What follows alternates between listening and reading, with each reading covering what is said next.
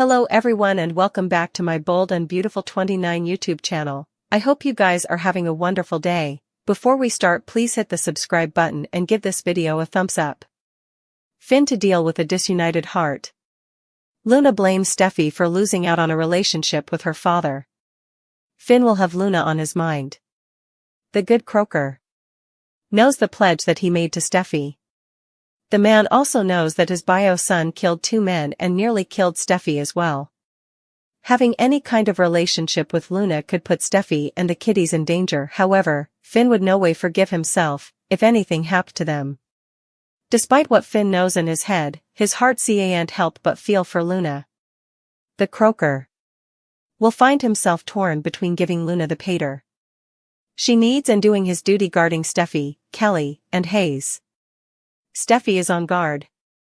Still, just when Finn needs to be on guard, too, he begins having a change of heart.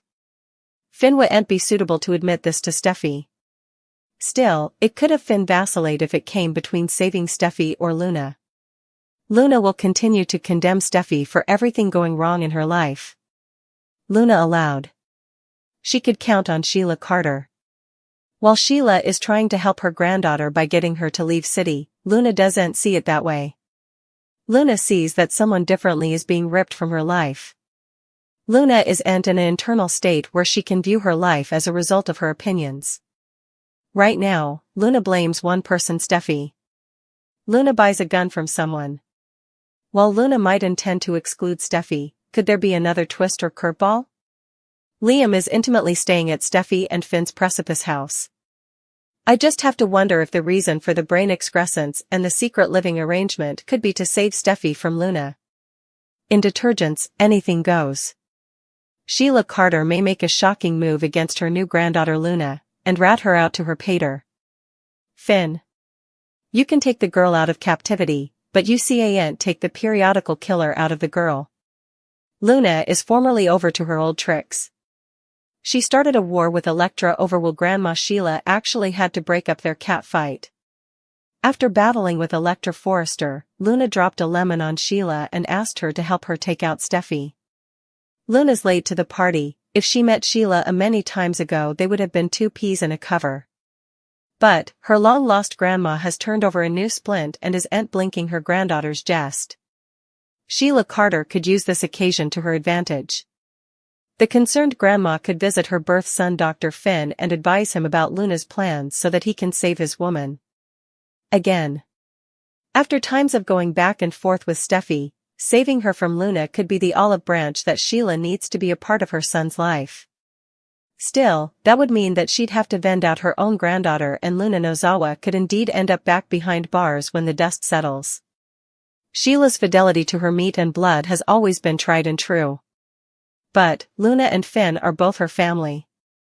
A wet and shirtless Finn and his loving woman. Steffy before the action switches to Ridge. He's at the precipice house, where he has forcefully seated his happy son Steffy and her hubby Finn, preparing to deliver a nipping warning about Finn's murderous son, Luna. So you know that Luna's on the quest. She's stalking Steffy, he says, pointing at his son and appearing hugely exasperated by the situation. Ridge is determined to keep Steffy safe, but with Luna out there, he knows Steffy is in serious peril. Steffy remains quiet, while all Finn can do is appear to agree. At her apartment behind the eatery, Sheila is trying, putatively in vain, to drill some sense into her granddaughter about the reality she faces as Finn's son as long as he remains wedded to Steffy. They made a decision that you have to accept, Sheila tells Luna, determined to get through to the hard-headed youthful woman. You need to go, Sheila adds, not seeing any other way around it. Luna is out and about doing some retail remedy. Only it's not clothes she's looking for, it's a gun. What's enough youthful thing like you need a gun for? The dealer asks Luna. She holds the gun and also points it at a target she sees on the computer. The target happens to be an image of her natural father's woman. Steffy. What do you suppose? Luna asks the gun trafficker in a matter-of-fact tone. A romantic moment between Will and Elektra. Will has been bothered that he and Elektra aren't on the same runner as far as their relationship, but will this kiss go a long way into assuaging his concern? There's another woman out there who thinks he can do better. Over at Il Giardino, Luna is talking with her grandmother Sheila, who's behind the bar. Luna tells her, Will is wasting his time with that prissy Electra Forrester. For now, all Sheila can do is hear as her granddaughter complains about the man she's obsessed with. How long will it be before Sheila crosses the line and does what she can to help Luna get the man she wants? "Oh Ridge, is that you?" asks Brooke, as she comes out from behind the room separator wearing nothing but a little silk mask over her bra and undergarments quintet. "Divine," she adds. The problem is, it's not Ridge who has walked through the door of the CEO's office at Forrester Creations. It's High's ex-wife and current love, Taylor. And you can go she's not happy at the game she'll believe Brooke is playing with the man they both love. Brooke eventually realizes her mistake when she lays eyes on Taylor and is duly rattled. Taylor is rather affrighted herself. At Forrester Creations, Carter and Deacon are getting into over Carter having broken Hope's heart. I allowed. She'd understand, says Carter, trying to explain. How numerous times does my son have to have her heart broken, screams an angry cleric. But that's not all the nosy father does. He grabs his stylish Cobra Kai moves and karate kicks poor Carter in the leg before he follows up with a punch to the face. It doesn't take long for he principal fiscal officer to get his comportments and fight back. A huge thriller when Liam collapsed after a heated argument with his father, Bill. He survived.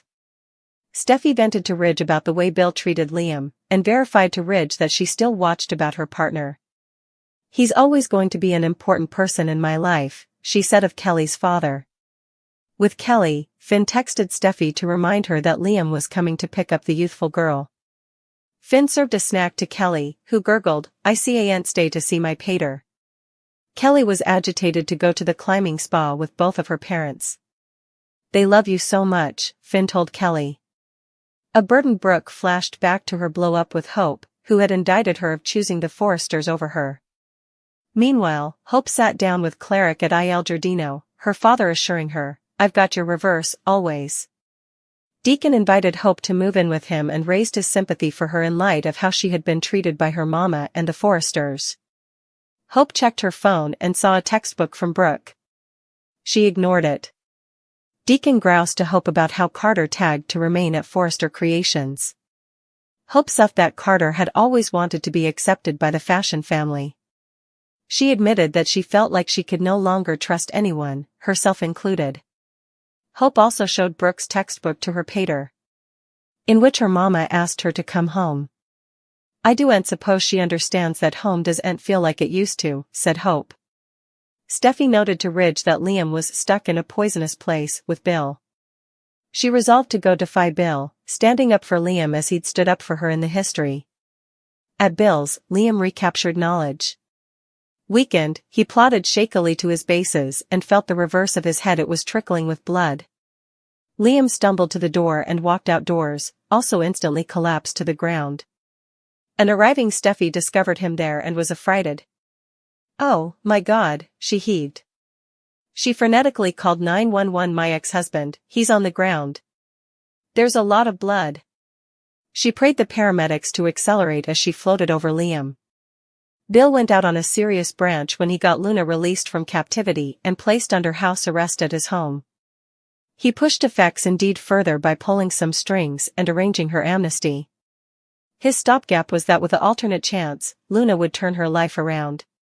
Yet her alliance with the psychopathic Sheila, a woman he loathes, was end on his bingo card and is bound to rankle him. The fact that Luna has set her sights on his son, Will, is likely to be another red flag in Bill's eyes. However, he could crop as her worst adversary, if Luna and Sheila's alliance incited Bill to reverse course on Luna and pull the draw on his idle act. Bill could match Luna and Sheila's position of determination any day of the week, and if he becomes just as determined to find a way to shoot one or both of the women back to the slammer, we'd presumably put our plutocrat on Bone Bill. Indeed, if he targets Luna and not Sheila, Bill trying to remove Luna from the Spencer's route could set up a head-to-blob between Bill and Sheila, who's placed herself in the position of Luna's protection. And that could be in grand showdown. It has been always hard for us to bring new stories, but we have been always grateful to give you the latest updates. Thank you for watching this video. And do not forget to like, comment and subscribe.